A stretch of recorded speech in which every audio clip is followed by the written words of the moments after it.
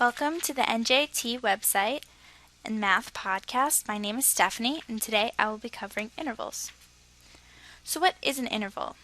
An interval is a set of real numbers whose graph corresponds to a special section on the number line. Well, what exactly does that mean? That means if I'm given this notation,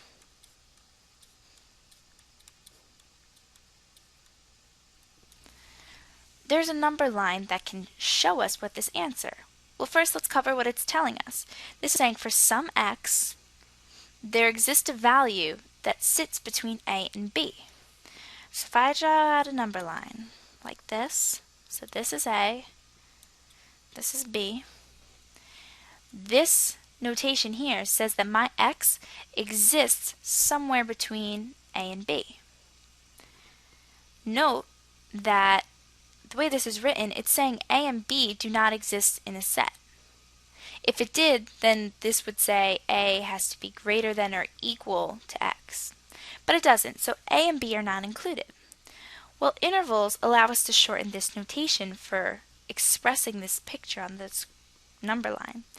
And you would express it like this. This is called an open interval.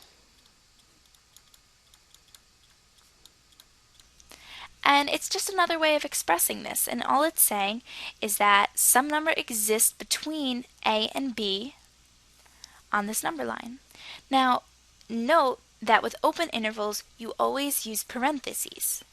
Again, that means that a doesn't actually exist on the number line, and neither does b. However, let's say a and b do exist. Like this. So this says that for some x value, there exists an x in between a and b. But a can be a and it can be b. And you know that because this little symbol here represents greater than or equal to. So a is greater than or equal to x, and x is less than or equal to b. So what does this tell us now? Well, now that it's included, we only have to change into using these brackets.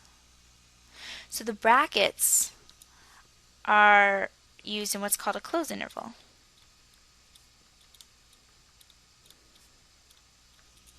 The only difference between a closed interval and an open interval is whether or not these endpoints are included in your set. If they're not included, then it's called an open interval, and you use parentheses. If they are included, it's called a closed interval, and you use brackets. Now here's one more example.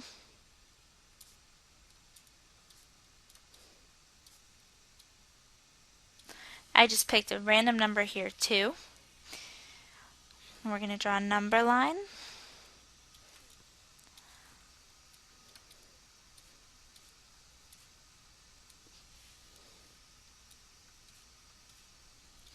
Okay, so now we have our number line drawn out, and we're looking for a way to express the fact that x is greater than 2.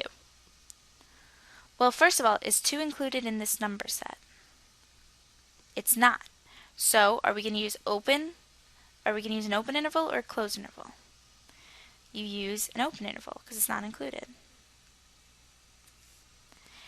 And you know it's going to extend some way this way,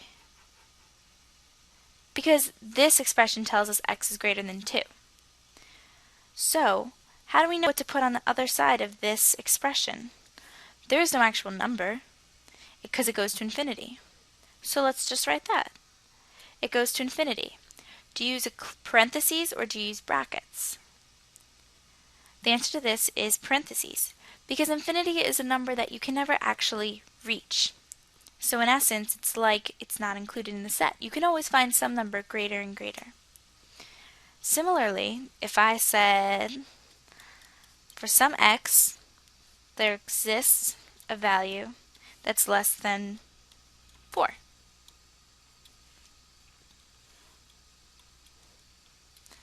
So -1, 0, 1, 2, 3, 4. We know that 4 is going to be somewhere here on this number line, right? This is a point of interest.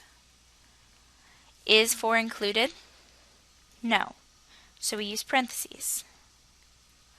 And we know that x is less than 4.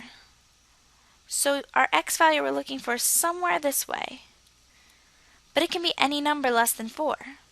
And it can go all the way to negative infinity. So again, whenever you use an infinity, use parentheses, negative infinity to 4. Using these infinity signs is called an unbounded interval. With infinity, you'll always use parentheses, never brackets, and it's unbounded because you never actually reach that number. Now let's say I said that x exists where x is less than or equal to 4. How would this change? Well, the only thing that would change is this bracket, is this parentheses. It's going to change to a bracket because now we're saying 4 is included in this number line. So the way to go about solving any of these problems is to draw a number line. 1, 0, 1, 2. And you can find any number. So if I were to draw this number line and I said I want to find a value where x is greater than or equal to negative 1 but less than or equal to 2. Well, we know our points of interest are negative 1 and 2. We know it's somewhere in between here. All we have to do now is figure out if we use parentheses or brackets. Is negative 1 included? Yes, it's equal. So we use a bracket. Is 2 included? Yes, so we use a bracket. So this answer, to another way to write this interval would be like this.